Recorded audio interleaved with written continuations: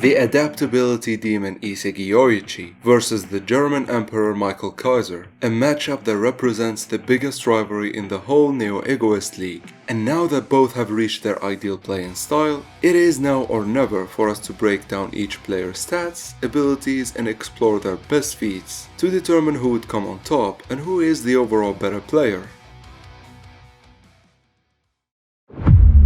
Isagi Yoichi, the adaptability demon. A player who had a journey that could only be described by zero to hero.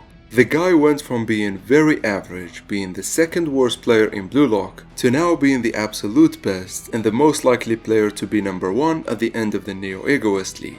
Now, funny enough, even though he came a long way from being that average, Isagi still holds that very humble persona outside of the field. On the pitch, however, the literal definition of a menace. But on a more interesting note, his skill set is mostly composed of small weapons, of course with 1 to 2 exceptions. However, when these small weapons are put together, they become near impossible to crack down, and make Isagi near damn well being unbeatable. That's because, as we learned in the PXG game, Isagi falls under the freedom type ego, which means he's a player that loves to keep his options open and to always have an answer for anything.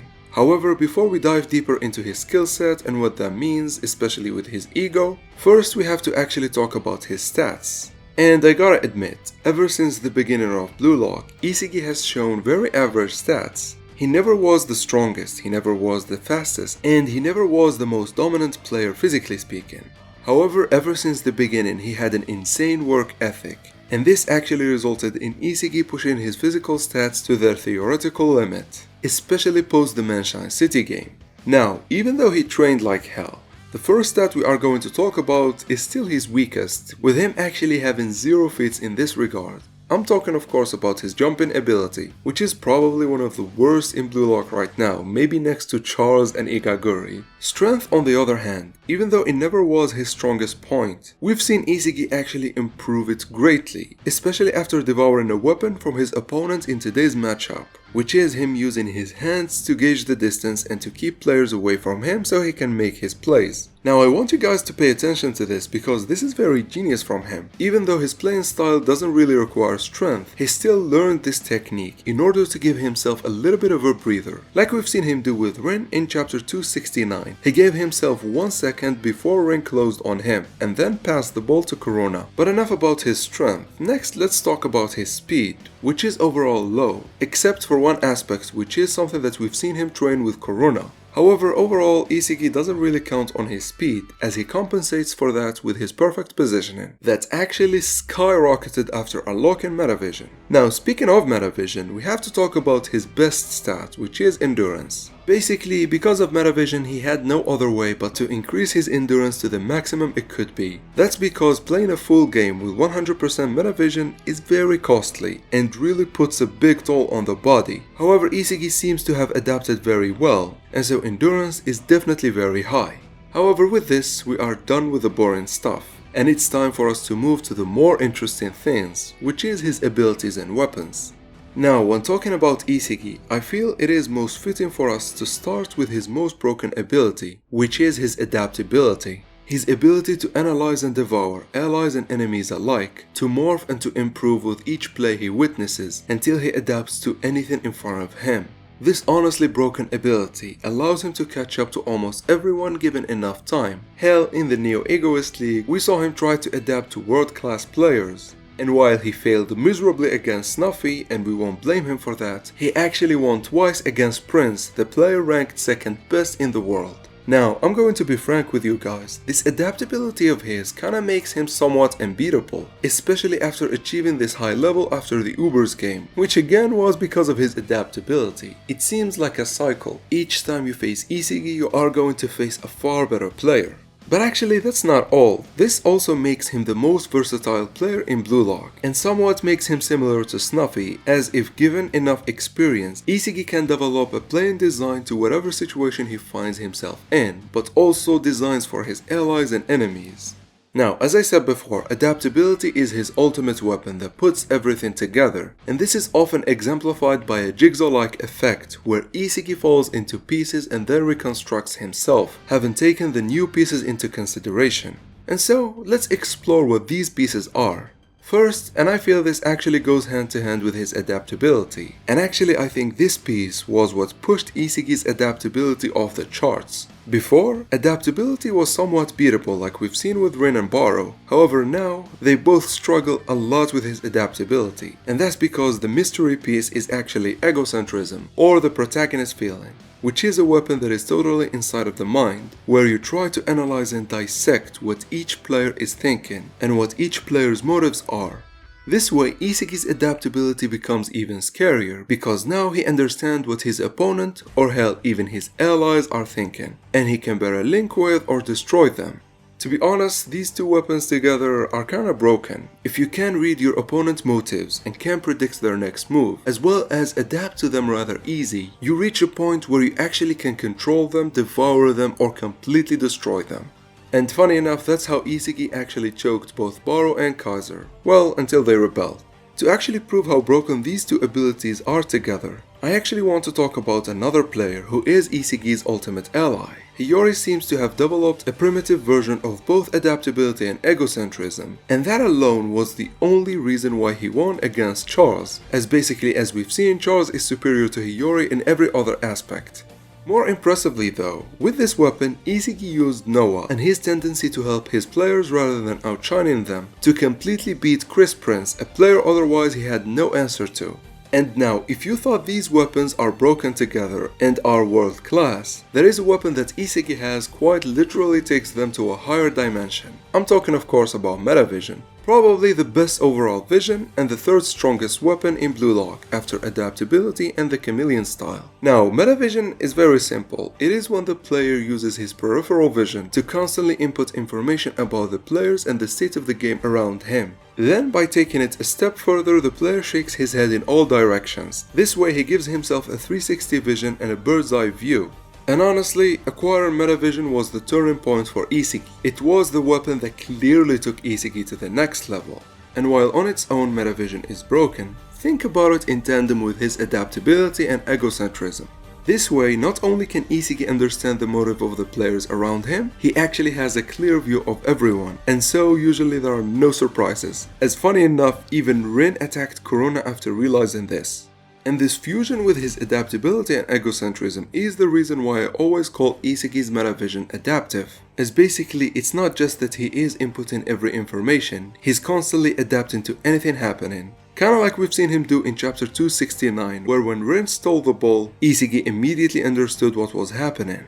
Now, understanding your opponents is definitely broken, but actually it's not all what these three weapons offer, as we move to Isagi's next broken weapon, which is his off-the-ball movements. Now, even though Isagi acquired this weapon before acquiring Metavision, egocentrism, and fully developing his adaptability, with these three, this weapon's threat actually skyrocket, as basically with everyone being in his field of view and everyone's motives being laid out on the table, Isagi can pretty much shake off any defender with no problems, as he's basically predicting what the defender is going to do and easily counter it with a swift off-the-ball cut. And as I spoke before, now after the Manshine City game, Isagi increased his cutting speed immensely, and so he becomes a very slippery player to deal with. And actually this is the weapon that Isagi uses to compensate for his lack of strength. As we've seen in chapter 269, Isagi had no chance of beating Rin one-on-one with the ball. And so guess what he did? He passed the ball and completely destroyed him off the ball. However, to be honest, this weapon has a glaring weakness, which is Isagi's reliance on having a great ally on the team, or actually just a teammate who's able to understand him, which is definitely not something that we call consistent. And so I want you guys to actually keep this in mind.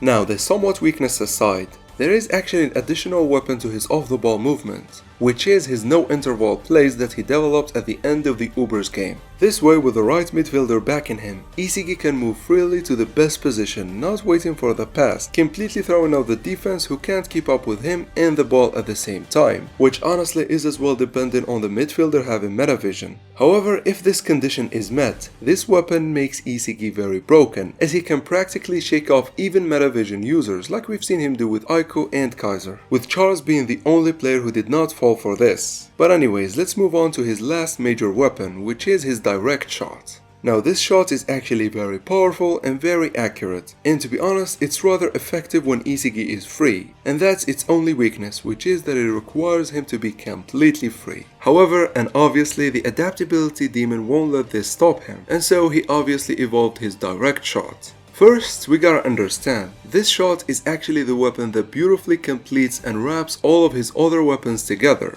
No interval playstyle work here perfectly, as he can shoot immediately. And in the same vein, him being very slippery and his off-the-ball movements allow him to constantly be free, and that small breather that he can get, he can directly shoot, and that actually turns this into one of the deadliest shots in the series. Definitely not flashy as the Kaiser impact or Baro or Rin's insane shooting ability, however it really fits with his playing style. Now, Isagi did not actually just stop at this, he evolved the shot in itself. First, and to make this shot scarier, Isagi trained like hell and became somewhat ambidextrous. Well, it's not really ambidexterity because he cannot use both of his legs at 100% efficiency, but rather just 40%. However, his shot being that effective, 40% is often enough for him to score, like we've seen him do in the opening goal of the Ubers game, where by being that close to the goalkeeper, he was able to score very easily.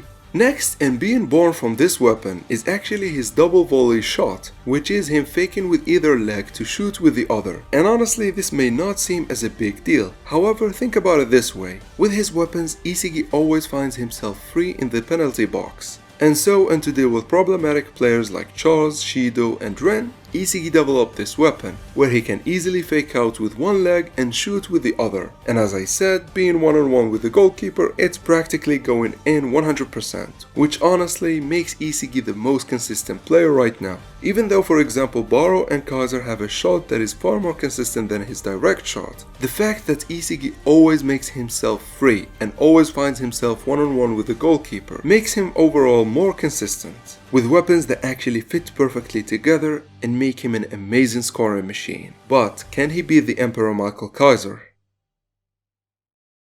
The German Emperor Michael Kaiser, probably the most hyped character in the U20 category right now, the character that the fans went crazy over when he got introduced, eager to see what he can do on the pitch. And damn, all that hype was well deserved. Now, unlike Isagi, Kaiser actually packs few weapons and skills that are just broken and really make him an insane of a threat on the pitch. However, as usual, we gotta start with his physical stats. First, Kaiser is not really a strong player, but in the same vein as Isagi, his physique is pushed to the limit and is actually compensating for that lack of physicality with his placement of the hands and of course his off-the-ball movements, which are also the best in the U20 category right now. On the other hand, endurance-wise, Kaiser is actually insane in this regard. And being a prerequisite for his playing style like Isagi kinda makes it a given, and so let's just move on to his jumping ability, which is not really his strongest point. I mean, he can jump and we've seen him do it, but he loses often to the high flyers, and so we can't really account for it, and we will say it is above average. Definitely not broken, but still good. However, where Kaiser shines is in his speed.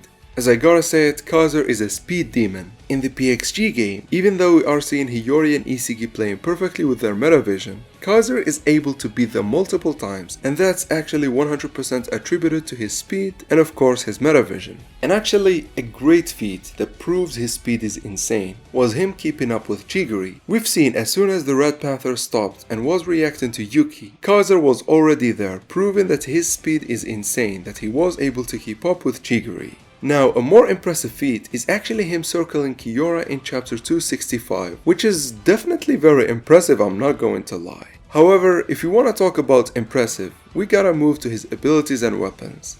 Now, as I said earlier, Kaiser presents just a few weapons that are actually so broken they took him to the highest of ranks in the U20 category. And funny enough, this is in total harmony with him being a restrictive type of ego, which means Kaiser doesn't really require a lot of options for him to dominate, but rather he requires just a few. And these weapons are on the highest of levels.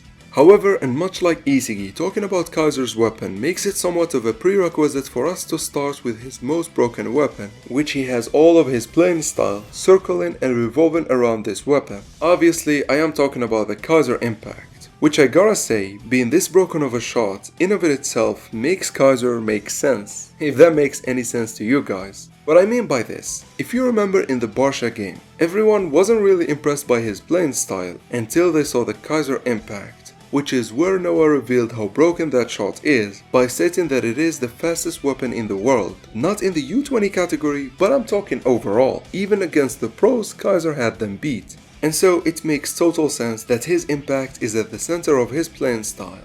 And so the question that should be asked right now, what are these other weapons that make out his playing style? Now I've always referred to the Kaiser impact as the unstoppable force, unless of course you're an unmovable object like Lorenzo. But anyways, the first weapon that helps him to tap into this unstoppable force is actually his off-the-ball movements. Now in reality, we've seen insane off-the-ball movements before with Isagi, Rin, and Sai.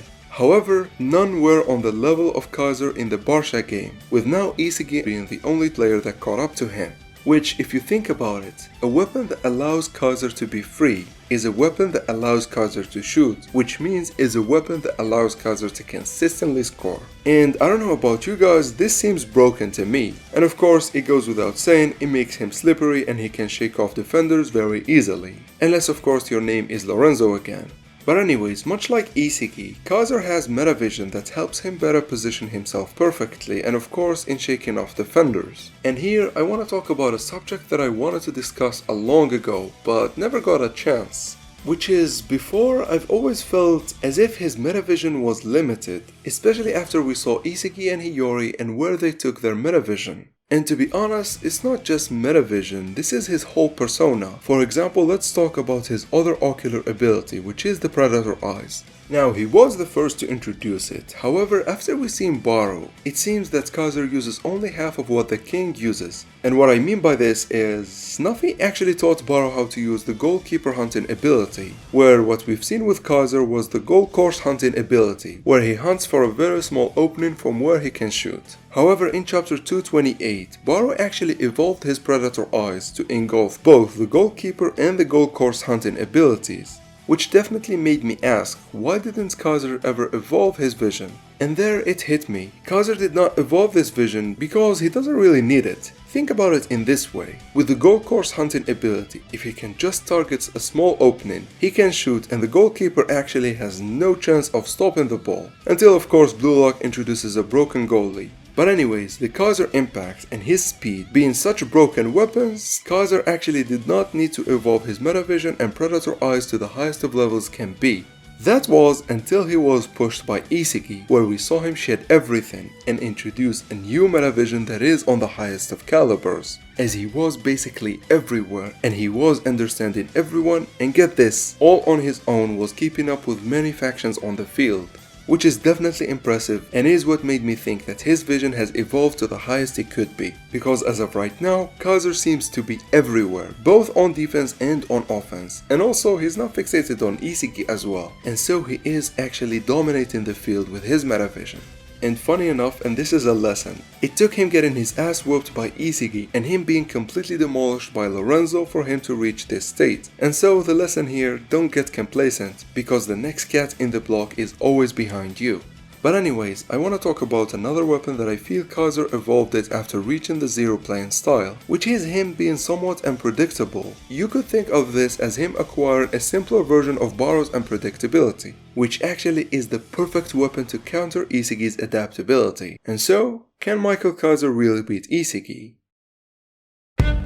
Kaiser vs Isagi, the battle for the throne, a matchup that I was actually holding off from doing for the most part. Because I never felt that they reached their full potential. I never felt the timing was right. However, at the end of the Ubers game, Isagi finally achieved his perfect playing style, that is pushing him to compete for the best in the world.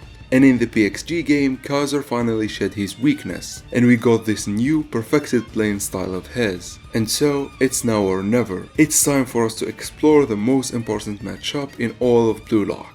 Starting up by physicality, which is an area where Kaiser completely clears Isagi due to his somewhat stronger physique and jumping ability. However, what really gives Kaiser the edge here is his dominance over the speed attribute, because as I said, Kaiser is a speed demon. However, as always, a physical battle never tells the full story, because simply put, football is not a fist fight. It's for that reason, even though Kunigami dominated Baro physically, Baro ended up being the better player in the second selection. And so, ladies and gentlemen, let's move to a more realistic approach into scaling these two monsters.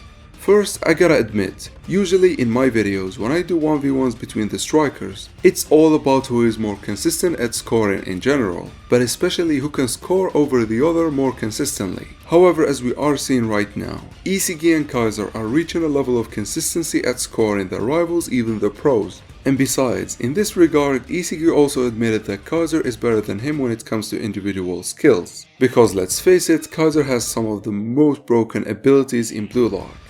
As such, today's video will be all about who is more threatening. If you were a coach and you had to choose between these two monsters, who would actually be the straightforward better player?